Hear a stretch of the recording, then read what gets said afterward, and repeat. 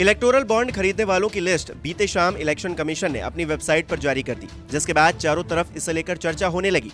इस लिस्ट में सबसे ज्यादा चंदा देने वाली कंपनी में future gaming and hotel services private limited का नाम सबसे आगे है। खास बात यह है कि प्रवर्तन निदेशालय की जांच की आंच झेल रही सैंटियागो मार्टिन की इस कंपनी ने 1000 करोड़ रुपए से ज्यादा का चुनावी दान दिया है। हालांकि ये पैसा किन किन दलों के पास गया, ये जानकारी स्पष्ट तौर पर सामने नहीं आ पाई है। मीडिया रिपोर्ट्स के मुताबिक लॉटरी किंग के नाम से मशहूर सैंटियागो मार्टिन ने म्यांमार के यांगोन में एक मजदूर के तौर पर अपने काम की शुरुआत की थी। इसके बाद साल 1988 में वो भारत वापस लौट आया और दक्षिण भारतीय राज्य तमिलनाडु में लॉटरी का बिजनेस करने लगा। फिर उसने कर्नाटक और केरल का रुख किया और फिर पूर्वोत्तर तक पहुंच बनाई। पूर्वोत्तर में उसने सरकारी लॉटरी प्लान का काम करना शुरू किया। खबरें हैं कि मार्टिन ने 13 साल की उम्र में ही लॉटरी का बिजनेस शुरू कर दिया था।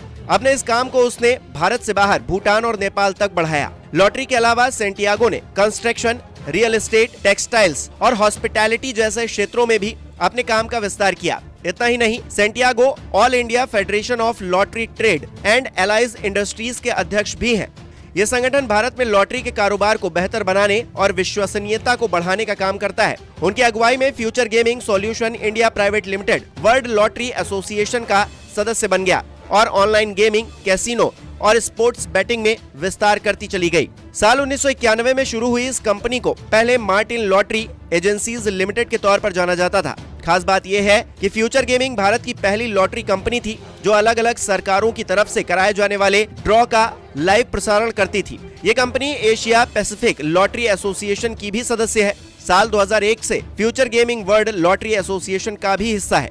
बहरहाल ये कंपनी चुनावी चंदे को लेकर चर्चाओं के केंद्र में है। आंकड़े बता रहे हैं कि कंपनी ने साल 2019 से 2024 के बीच कुल 1368 करोड़ रुपए का दान दिया है।